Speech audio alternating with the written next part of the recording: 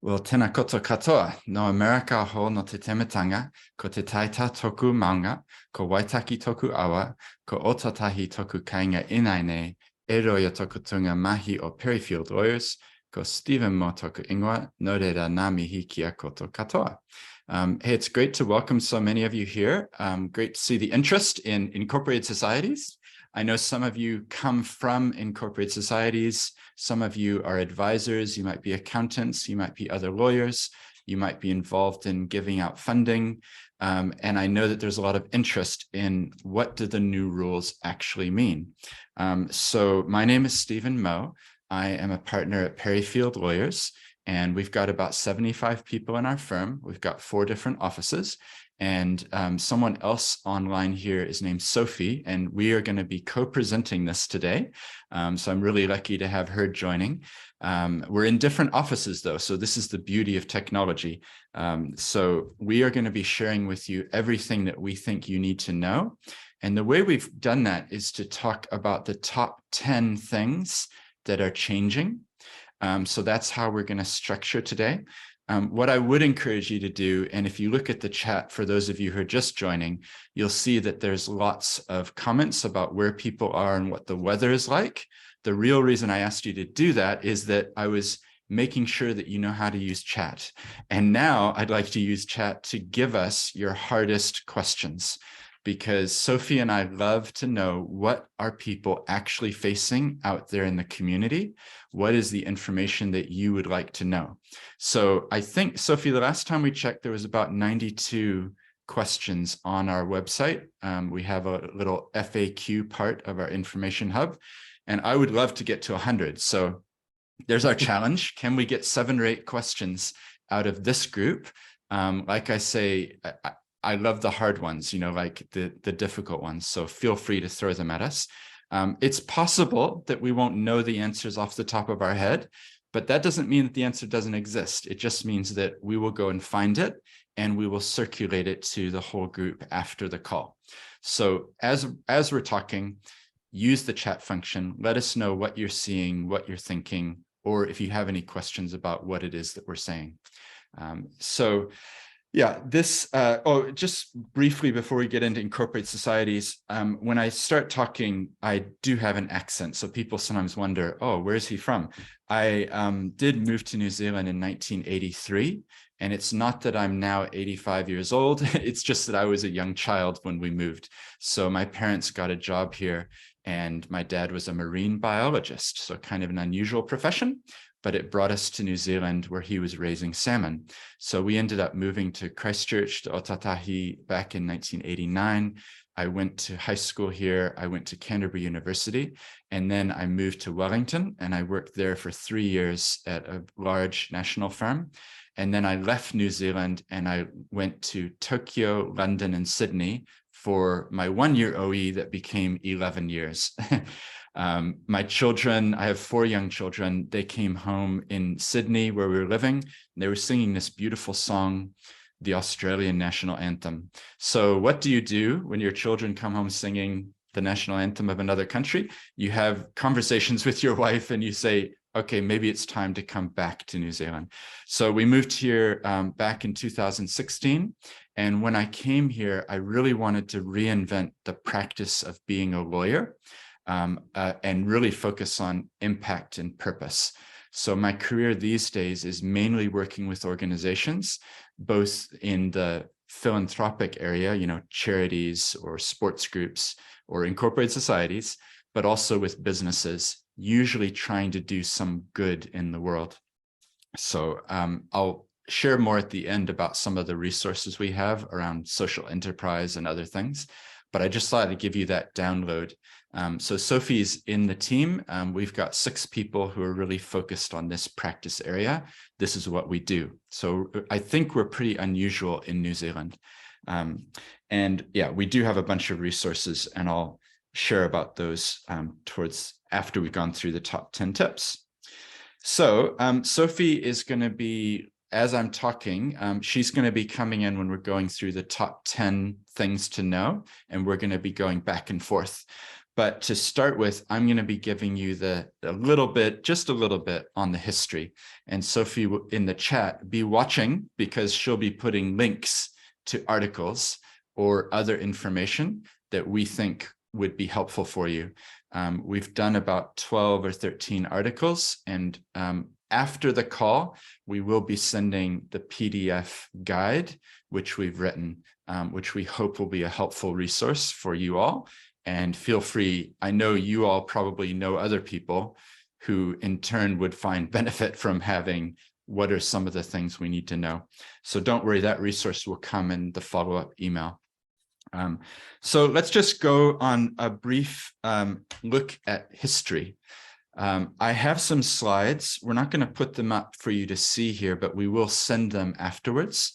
So don't worry too much about scribbling all the notes. But let's go back in time to start with, shall we? 1895. What was happening in 1895? Well, one thing was this piece of legislation, the Unclassified Societies Registration. So this was the original Incorporated Societies Act before it was called that. And as you can see, it's this page, and this page, 3 pages. So they really knew how to do things in a simple way. And there's 18 sections. That was then followed up with the one that you're probably familiar with in some way, the Incorporated Societies Act 1908. And so this one, it's a bit bigger, but it's not that big. It's like 20-something pages. And that one, I think that had, maybe about 40 or so sections. So that's the current legislation. Just as a side point, Incorporated Societies Act 2022 was passed last year. But if you were registering a new incorporated society, right now, you would still use this because this is what's in force. And then the final one, which is your favorite topic of the day, Incorporated Societies Act 2022. And, it's quite a bit bigger. So it has a lot more sections. We're talking in the hundreds. And when I could interpret this as like, oh, wow, this is a lot of overkill. There's too much here. But the reality is the 1908 Act, that's like more than 100 years old. So it really did need an update. And what we'd actually seen is for the last decade, the government kept saying, oh, we're going to get to it. We're going to get to it. And then it never got done.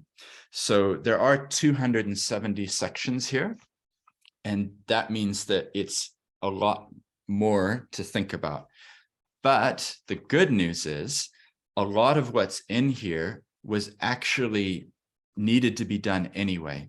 So some of the things that are now put in writing were still applicable to officers. They still applied to incorporated societies. It's just it hadn't been crystallized in legislation. So I don't think it's a doom and gloom thing. I think it's now we have greater clarity on what we need to do as officers and what is required to be in our rules. So that's just a little bit of background to give you the history and the context. So the other thing to mention is that this is going to affect everybody. The number, it's probably about 23,000, close to 24,000 incorporated societies. So that is a lot of incorporated societies. And I know some of you are joining from peak body groups, and you might be joining as accountants or others who are then in turn helping others.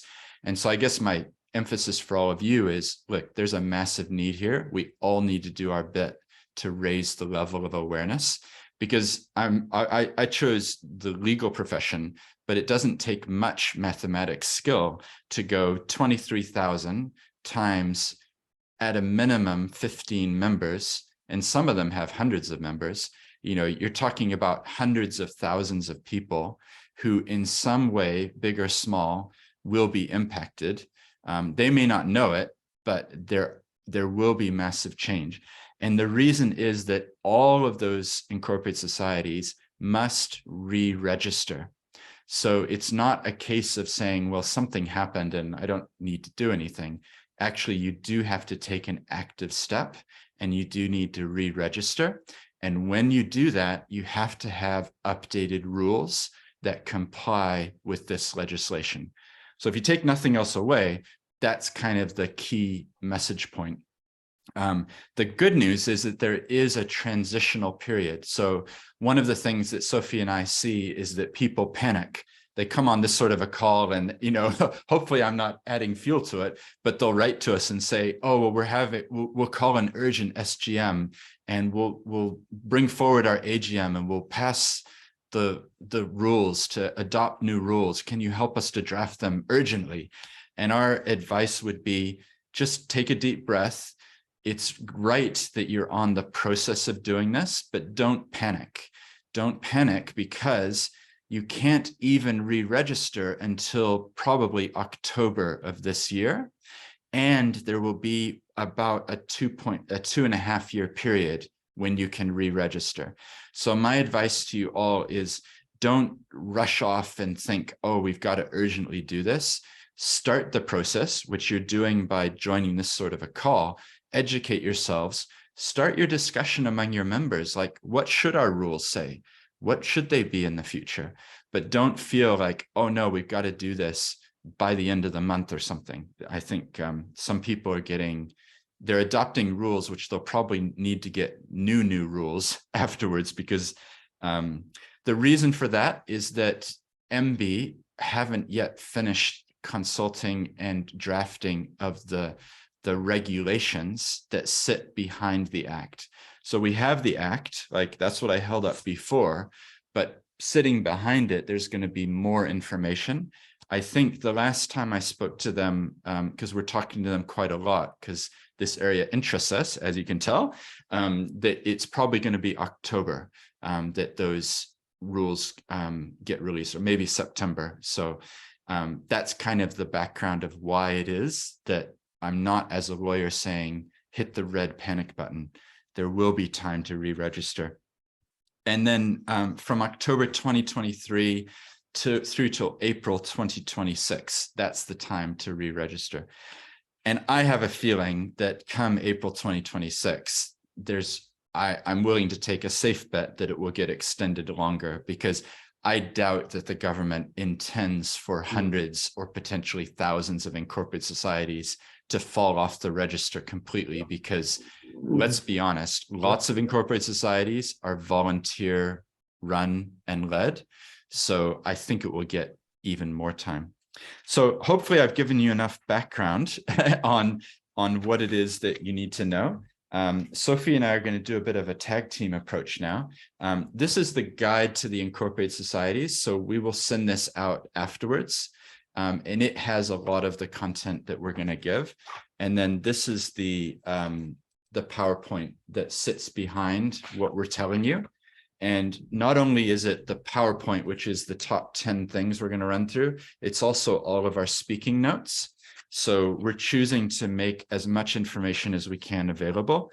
And then my encouragement would be, if you find it helpful, that you could then share it with the officers, your fellow committee members, because let's take everyone on the journey of what we need to think about, and then we'll be ready and prepared for the changes. And I'll go through this at the end, but we do have a bunch of other stuff like Charities in New Zealand, a legal handbook. Sophie, we will now do a bit of back and forth here. I know you in the chat, you've been putting a couple of the links and things. And I guess just to emphasize again, as we're talking, you're going to have a question. I hope you have some hard ones. Please put them in the chat. And at the end of the top 10, we will come back, we'll circle back, and we'll look at what those questions are. And we'll do our very best to answer them right now. And then we'll follow up with the answers if we, for some reason, don't know it off the top of our heads. So, Sophie, why don't you kick off with number one? What's the first change that people need to be aware of? Absolutely. Thank you, Stephen. So the first change that people need to be aware of, as Stephen's mentioned, is there are new rules required under the Act. So all societies will need to update their rules to meet the requirements under the new Act. So as Stephen mentioned, this is something that you will need to do, and we all but guarantee that everyone will need to update their rules, because the Act introduces a few extra things that need to be included in your constitution.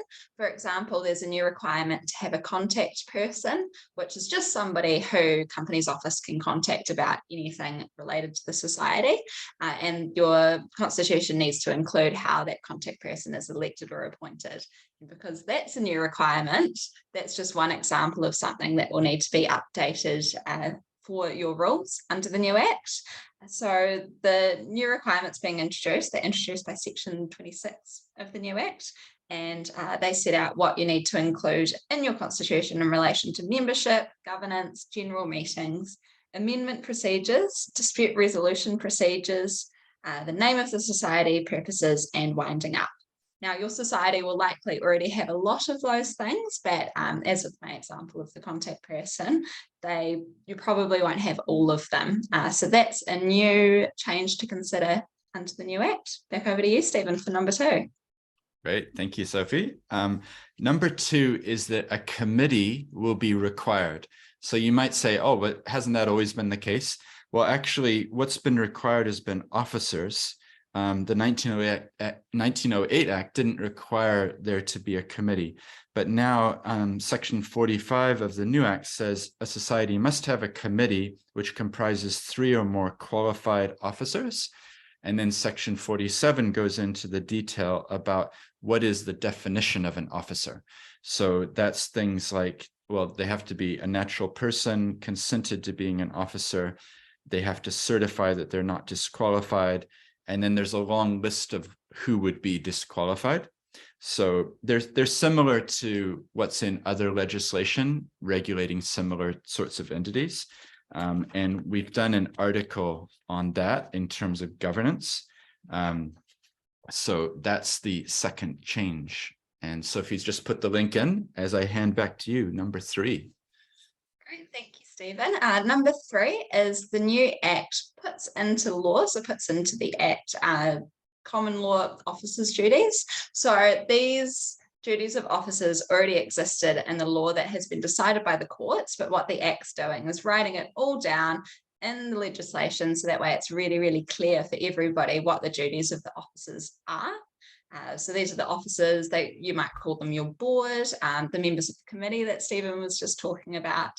So the duties include a duty to act in good faith and in the society's best interests, a duty to exercise powers for a proper purpose, the duty to comply with the new Act in the society's constitution, a duty of care, and all of those 4, they seem straightforward. You're not going to breach those duties if you're actually doing what's in the best interest of the society, and they're just something to keep on your radar. And the last 2, they were actually subject to criticism in the final reading of the bill, but were included anyway. So those 2 duties are the duty not to create substantial risk of serious loss to creditors, and a duty not to agree to the society incurring obligations that it cannot perform. So they're more suited to a company context, but they've been included in the Act anyway. So these new officers' duties are just something to be aware of, but I'm sure you'll all be complying with them anyway.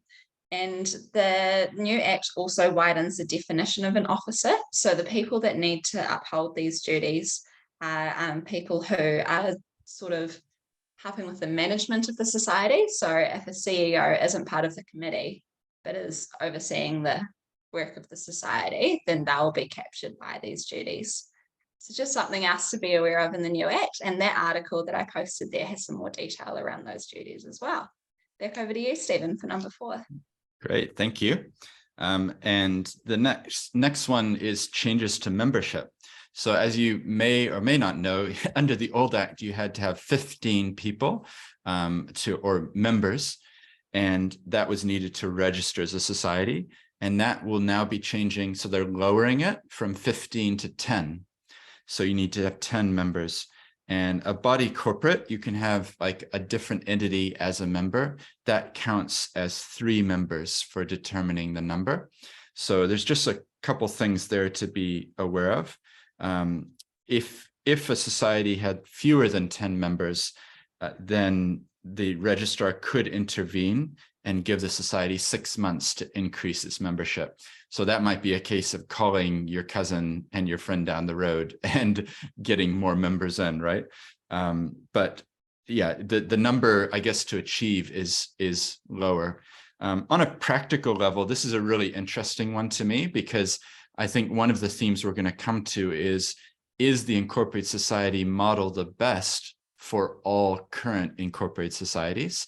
We've had some people approaching us who've said, actually, you know what? In 1957, when we started, there was an active membership. We had 250 people. It was doing ABC. Over the years, it's now dwindled. Now there's basically 6 of us left, and we don't have a big membership like we did when we started. So you do have to ask the question, like, is this model the appropriate model for an organization to be using? And when we finish the top 10, I'm going to be throwing in some scenarios where you might want to think about switching from an incorporated society model to a charitable trust model. Because I think this is the perfect moment to be asking the hard questions, which is, should we continue down the road? Should we re-register? Or actually, is this the moment to say, let's go down a different path? So we'll come back to that. But the point here is, like, how many members have you got? Is it 10? If it's less than 10, maybe there's some questions to be asked. So the final thing on this change is that the Act requires consent from people to become members. It doesn't really go into all the detail of that. Our view would be that if you had an email from someone saying, I consent, probably the easiest would be just to have a 1-page like application form or something.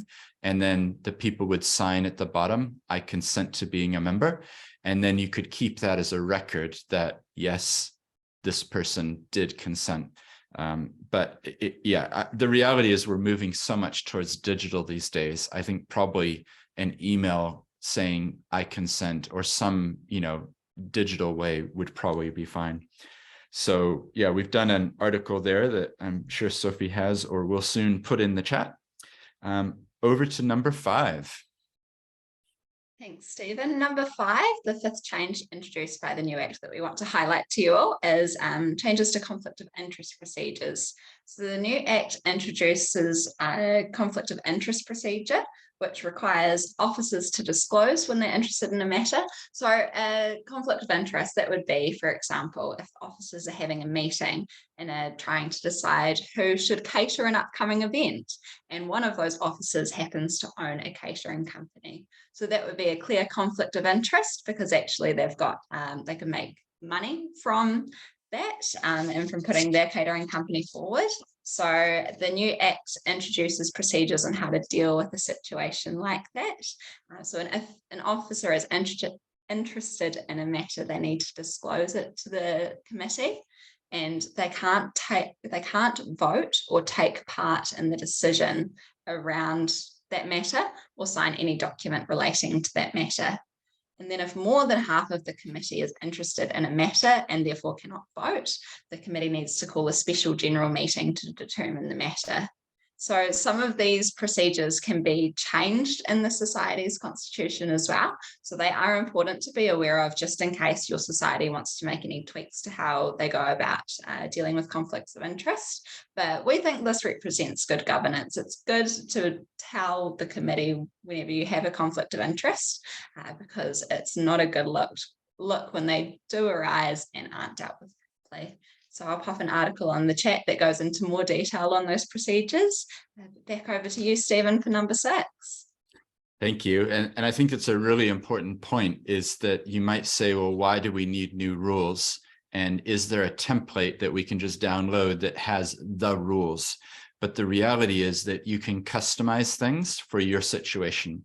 So the Act sets out the framework and the guidelines, but actually gives quite a lot of power to the incorporated society to say, well, thank you for that suggestion in the Act, but we do it this way, So I think that's important to remember when you're drafting your rules, when you're talking with your members. There's actually quite a lot of discretion. So we're helping a bunch of incorporated societies with redrafting rules that will be compliant with the new Act. But part of that process is simply to ask a basic question, which is, what do you do?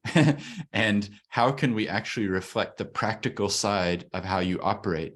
Because my actual suspicion is that many incorporated societies have never looked at their rules and are not complying with what they were meant to do under their rules. So it's actually a good chance to say, let's refresh everything, and notice periods and quorums and members and all of those things. Let's get it right so that we can have it going forward.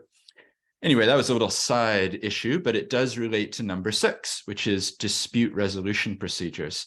So dispute resolution procedures will be required.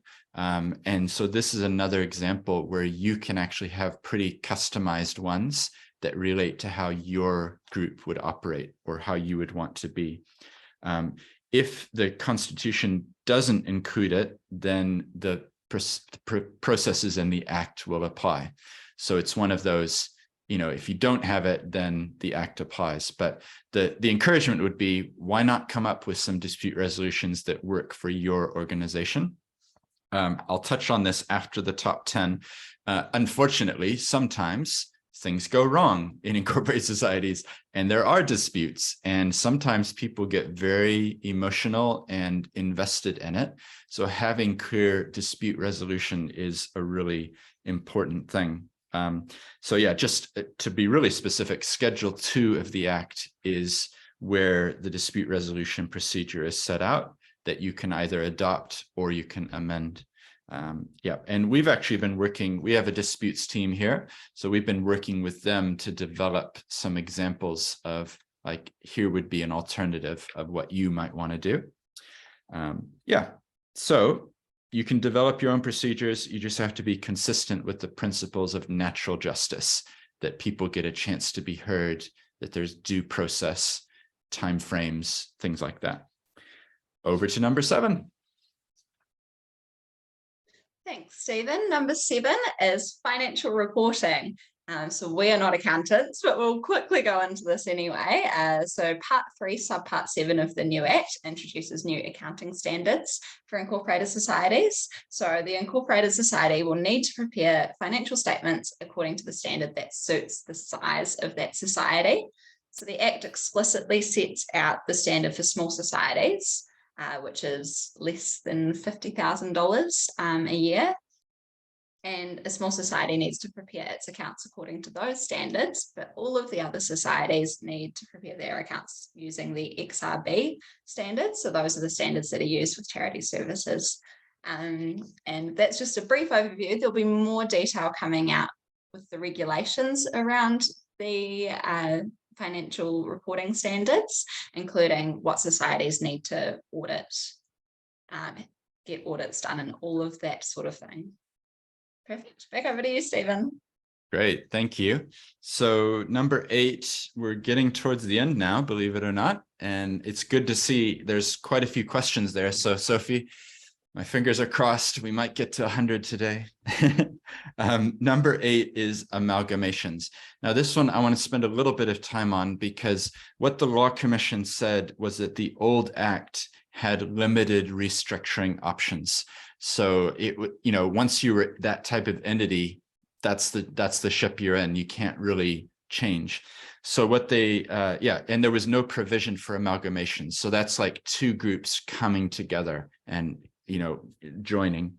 So in response to that, the new Act does have a simplified version of what's in the Companies Act, providing for amalgamations. And so that should make it easier, because before there was nothing, right? And it should make it easier for two societies to potentially say, you know what, we operate in the same area. We are trying to achieve the same goals. It would be much better if we came together, and instead of there being two groups, there was one group. Obviously, there's always various politics and history and reasons why there's two groups, but maybe it will actually help to reduce the number of incorporated societies, because people will be able to amalgamate. That would be our hope anyway. Now, on this one, it's really interesting because we've been having some discussions with MB and just talking to them about the fact that if you look at the 24,000 incorporated societies, right, a large number of them are tiny. They're really, really small. And maybe they would like to amalgamate, but the current legislation doesn't allow it. So what we're going to require is that all these small little groups are going to have to go through the process of adopting new rules, jump through the hurdle of re-registering, and then be able to benefit from the provisions in the new act, which means they can amalgamate. And what we wonder is, would it be possible for the provisions that are applying in the new act to actually take effect earlier? Like, now this is quite serious because anytime you want to change an act, there's a lot involved. And the various inner workings of legislation mean that this may not see the light of day, but it's a practical, basic question. What if we were able to advocate for and achieve a bringing forward of the amalgamation provisions so that it actually applied now, so that the potentially hundreds of incorporated societies who are going to have to re-register and then amalgamate could actually take advantage of the amalgamation provisions right now. In my mind, that makes perfect logical sense. And if everyone listened to Stephen, then maybe that would be something that we could get through. But unfortunately, there are always various levels of process to get changes like that. The reason I'm giving you this much background is that we have prepared a short survey, and we will follow up later with a link to that survey. And what we're doing in there is we're asking some questions of people like you who care enough to come on a call like this and hopefully can give us the 1 minute it will take to answer. And what we want to know is, from out there on the ground, what do you think? Like, do you think that would be helpful, or would it not be helpful? Or do you have any other thoughts? Because we would love to be able to go to government, to go to MB and say, well, we actually did a survey, we had X number of people, and this percentage agreed that having earlier amalgamation provisions would be really helpful. So if you're willing to help us, and look at there, Community Networks Aotearoa is happy to publicize the survey. So there we go. Because to effect change, you sometimes have to have some, evidence and data. So if we could say, like, from the survey, 77% of participants thought it would be helpful, maybe, just maybe, in my ideal world, we could actually influence things and change. So that's that one. And I spent a little bit more time, but I think it could be a really interesting thing to do, because if we could get those amalgamation provisions to apply, it would save a lot of time, effort, money. You wouldn't need to talk to as many lawyers, although lawyers are nicer than you think. And it just makes sense to me. So let's see where that one goes. Yeah, and I wouldn't be so in favor of this if I hadn't seen last year with the Charities Act. Some of us, Sue Barker and I in particular, had a discussion, and Rose Challies as well. We were having a call, an impact call, where I gather people together to discuss what's going on in the sector. And we thought, actually, there's not enough time for charities to submit on the changes to the Charities Act. So we wrote to the select committee, we asked for an additional month, and they agreed. And so that was like, oh, you can effect change if you put your hand up and you ask for some amendment to timeframes. So that's why I just wanted to mention that one in more detail. Back over to you, Sophie, number 9. Thank you, Stephen. And number 9 is enforcement. We like to end on a really fun note with enforcement and offences. But one of the changes under the new Act is that it sets out civil law enforcement provisions, which explicitly explain that the order that a court can make and who can apply for a court order. So this could help, for example, if a member of a society wants to apply to the court where they believe the society's constitution has been breached. So basically, it just explains in which situations members or officers or the society can actually make an application to the court, which is something that the old Act didn't really do. Back over to you, Stephen. Great. And congratulations, everybody. If you're still here, we made it to number 10. And this is offenses, like Sophie said. So yeah, ending on the high note, offenses does set out some the Act does set out some criminal offenses. There are infringement offenses. There's for some serious things, for some less serious things. The point is that, but hopefully none of this applies to you or anyone you deal with. It's things like making false statements, fraudulent use of property, falsifying records, improperly using names, dishonestly incurring debt. Like, these are things that I hope none of you will ever need to face, but they weren't in the previous act. Now there is provision for what the offenses are. But as Sophie was saying before, a little bit like the duties of officers, I actually view this as a positive thing, because instead of it being not written down, it's now actually clear. And I hope that officers will take their roles seriously and realize that if they do some of these things, there are consequences. Unfortunately, in this sector of the purpose-driven sector, sometimes people just are acting from motives of the heart, which is wonderful, but assuming that maybe the duties and things, they don't really apply to me in the same way as a company or something. But actually, it does apply to you. Like, we need to upskill people in governance. And that's kind of becoming a life mission of mine, actually. Like, how can we help people to understand their duties and responsibilities? So the Act is clearer now on what the offenses are, and it's clearer on what the duties are. So I would encourage you to, instead of complaining about that to your fellow officers or others in the incorporated society, say, actually, you know what? This is an opportunity for us to learn about what our responsibilities are. Let's become really good governors. Let's really get to grips with what our duties are, because that in turn is going to flow through to the organization, getting to the next level. So I think that that's really, maybe you can take that away as let's have a constructive discussion instead of oh no, what is this list of duties type of attitude. So those are our top 10. We would welcome your comments and your questions in the chat. And I see that they're building up there, which is great. And we're going to come to those. But before we do that, I did want to touch on this question of, is the Incorporated Societies model the right model for your organization? So it's a quick story, real story. Friday night, I love getting calls late on a Friday night. The person says, hey, Stephen, just to let you know, we're having our AGM tomorrow. So this is the president of the Incorporated Society. Everything's been going smooth, not anticipating anything major. We noticed a bump in new members, actually. It's been really good, seeing some life there. I'll give you a call on Monday, let you know how it went. Monday comes, it's the president on the other end of the phone line, different voice. What's happened? The old officers, the old president, they have been voted out and replaced by a new regime, right? So, and the new regime is going off in a different direction.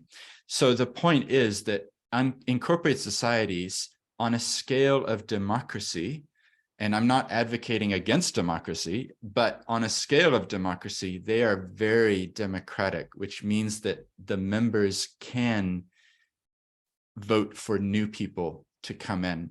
The worst case example of this that I've heard of that did actually happen was new members increased just before the AGM. The old guard is really happy because look at all these new people who are coming in. They hold the AGM, all the new members vote out the old people, vote in the new people. The very first decision of the new officers is to wind up the society. So this is the tendency that it can happen. And then the last scenario, obviously I'm painting the worst case here because I want to make the point, but the other worst case would be, okay, we've had our AGM, I'm the new president. Sophie, you're the former president. Oh, by the way, what's the login codes for the bank account? And where's that key to open up the the cupboard with all of our special history and memorabilia and everything? And And Sophie's like, yeah, I dispute that election. I actually think that there wasn't quorum. And I didn't say it at the time, but I'm still the president and you are not the president. And I have all the codes. I know everything and you're out on your own. And I wouldn't mention that if I hadn't seen it actually happen, right? Like it's a real life situation. And in that situation, that incorporated society had millions of dollars in the bank account. So it wasn't like just, you know, here's the local knitting club with 8 people involved. This was multi-million-dollar situation. The reason I give you the worst case scenarios is that what better opportunity for some of you to be saying, why are we an incorporated society? Like, why were we set up this way?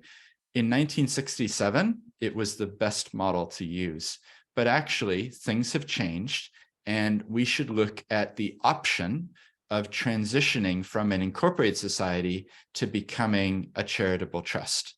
So I offer that as an alternative because charitable trusts are quite well known. People know how they operate. You have trustees which continue not in a yearly election cycle. You also have a consistency in terms of the purpose.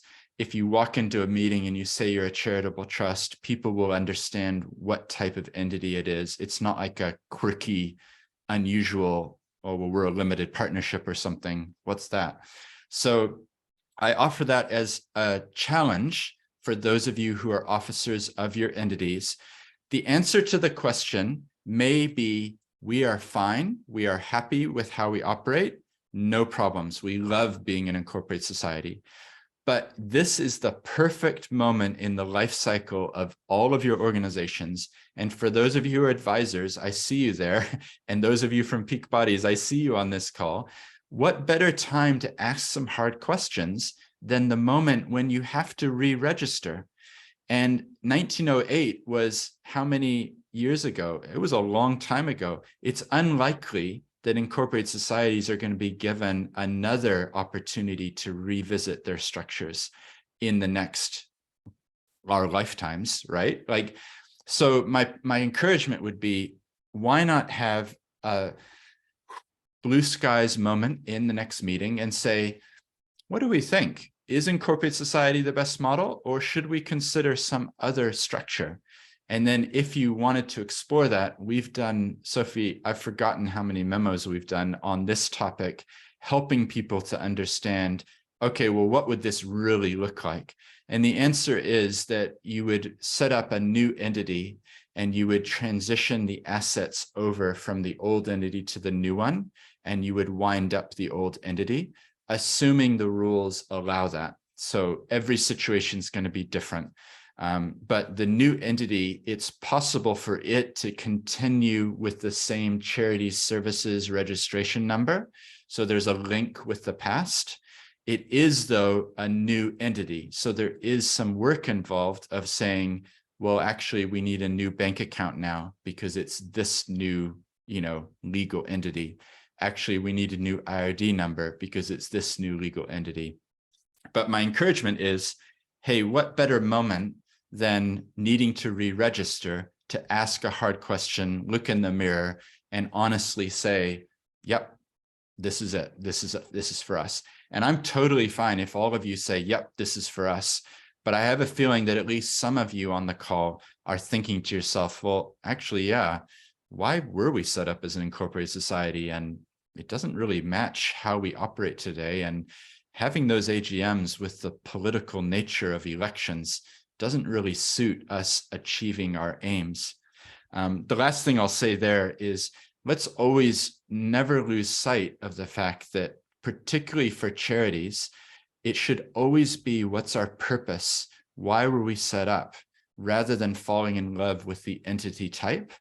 If you were set up to help preschool children, then that should be what you care most about, rather than we've got to perpetuate the legal form that was started whenever we started. So I'm coming on quite strong there, but I just want to give you the option to think about this and to challenge you, because I would feel bad if in 6 months' time, a bunch of you write and say, oh, we never really thought about it. Maybe that was our moment to consider a different option. So I'm sure Sophie's done it, but I did write an article about this for the Auckland District Law Society, which is a leading provider of templates and many other things. And so that link, it's written with the great Craig Fisher. So he's an accountant background. So we came together to write this article together. And I hope that it challenges. Like, honestly, if you can't deal with a bit of challenge, then I just think we need to look at the hard questions as well. So we're going to now move to answering the questions. As we do that, I will mention we have, I think if you're here, you probably have already found it, but we have this information hub. So it kind of looks like that. And it has a whole bunch of resources. It has videos of previous talks we've done. It has the FAQ, frequently asked questions, which we're hoping to get to 100 of. We will send the guide to everybody after the call. We will send, I think it was in the link with this Zoom link, the Charities in New Zealand Legal Handbook. And then there's the Social Enterprises in New Zealand book. I'm saving paper by not printing the whole thing, but believe me, it does exist. And it's just a free download. All of this is just free resources. And then this is a book I did, Laying Foundations for Reimagining Business. It's conceptually different to incorporated societies, but I'm sure you're all smart enough to appreciate that we need to reform our business culture as well. So that might interest you or people that you know. I'm basically challenging, like, we need to have businesses that are about purpose as well. We shouldn't delegate that just to the for-purpose sector. And yeah, then we've got some specific things, like if any of you come from faith-based backgrounds, this is 7 principles of governance for faith-based organizations. So that was just done for a series of talks last year. And yeah, we'll put links in our follow-up email. So feel free to have a look at those and forward them on. Oh, I should mention as well, I do a podcast called Seeds. So that's in podcasting apps. It's in, online at theseeds.nz. This week will be episode 340. And I've talked with inspiring people about their lives, what motivates them, and why do you do what you do. They do go for an hour, so they're good for commuting. And the aim of it is really to, I do this all the time, actually, listen to the radio, hear some songs. Wouldn't it be a good use of time to actually download a life story and learn what motivates them? Why do they do what they do? So there's a lot of content there. And then in the link, we'll put to I do quite a lot with the Institute of Directors. I'm a facilitator for them on governance. And I did a podcast series, just 13 episodes with really experienced directors about governance.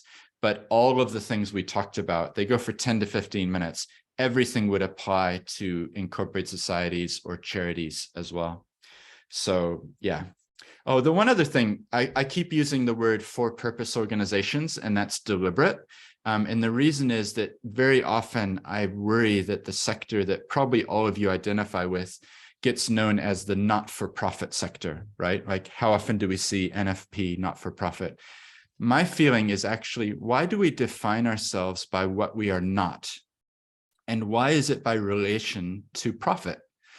Wouldn't a better term than, oh, we are not for profit, wouldn't a better term be for purpose? Because purpose is really at the heart of this type of organization. So I'm on a bit of trying to get people to understand the reason for that.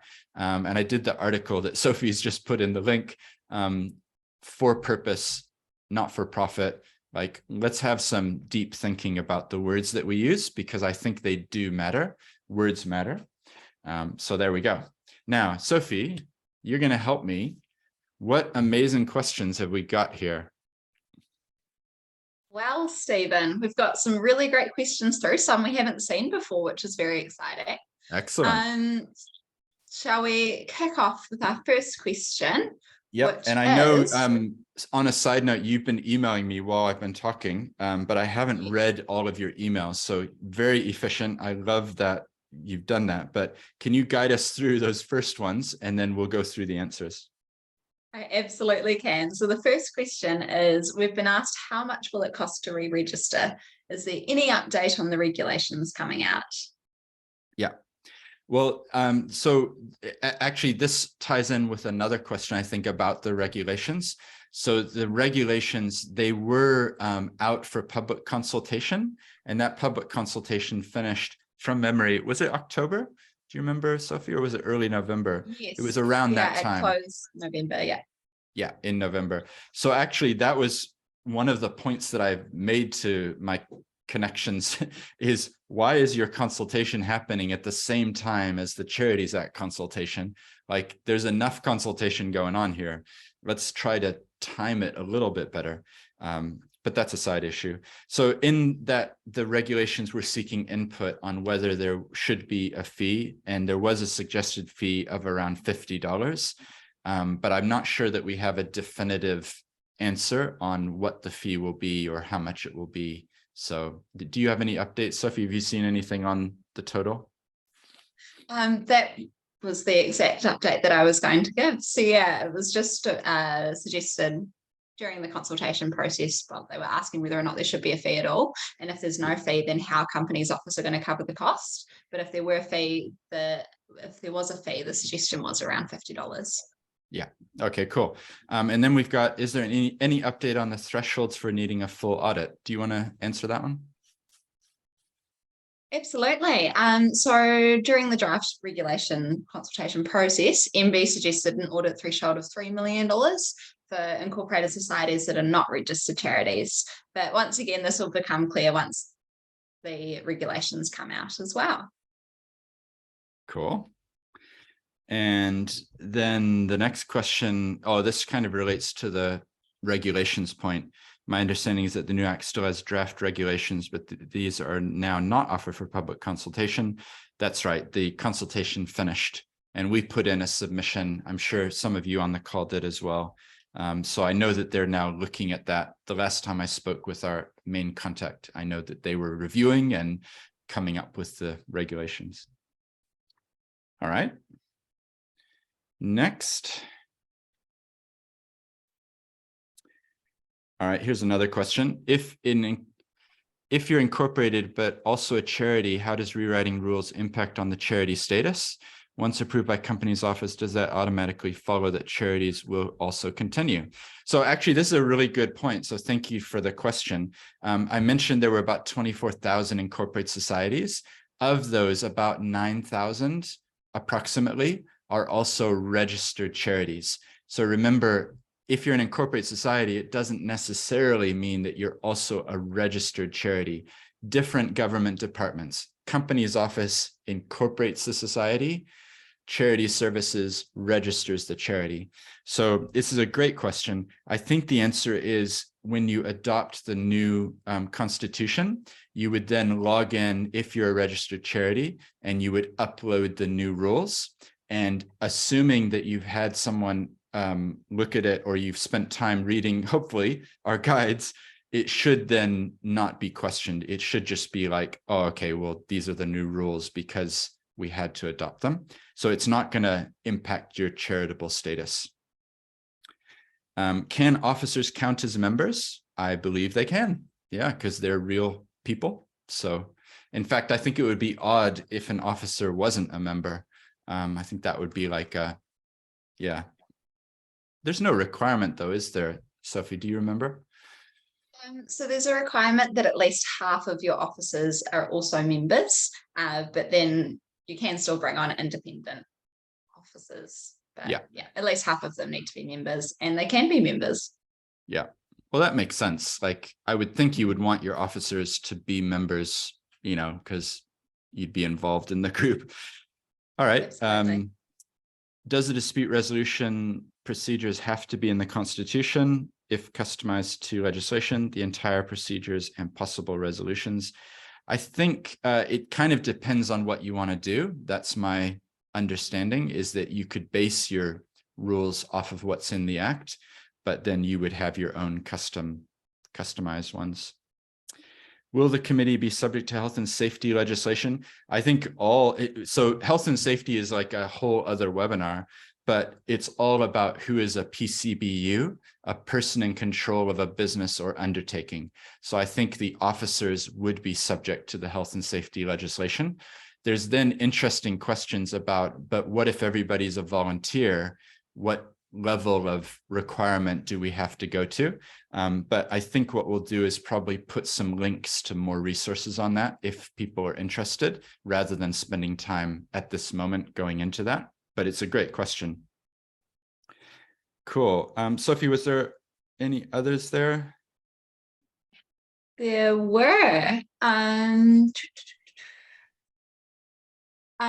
Just asking for an update on whether or not there is a template model constitution available. Yeah, I think the answer is no. I haven't seen one. I think they will put one up, but not as yet. I mean, it sounds super self-serving, but the thing about model templates and constitutions is it can be helpful to get input on them rather than just adopting them. And I would always urge you to customize them for your situation. So, yeah. So Sophie, I think what we might do is answer the other questions in our follow-up email. I'm just conscious of time because I know I have to jump on a call in 1 minute, a different call, and I know others will as well. But I want to thank you all for so many amazing questions. This is really good.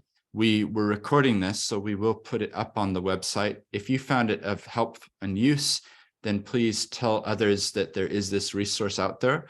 Our aim is that we would love to help some of the 24,000 incorporated societies. And hopefully you got a sense that this is just one aspect of what we do, because I know many of you will wear multiple hats and you'll be involved in many other things. So we're happy to have discussions. The last thing is that I do have a 20-25 minute commute every day, and I'm very happy to jump on a Zoom call or have a call with people at no cost for just connecting and seeing what it is that they have questions about. So that is all. Thanks, everybody. Really appreciate the comments in the chat. And yeah, awesomeness. Many thanks. This has been great. Thank you. We appreciate the feedback and look forward to connecting. I use LinkedIn a lot. If you want to connect there, I welcome that. So look me up and we will stay in touch. And all the best for the rest of your days. And if you're in the flood affected areas, you know, we're all thinking of you, wishing you all the best. Thanks, everybody. Bye. Thank you. Bye.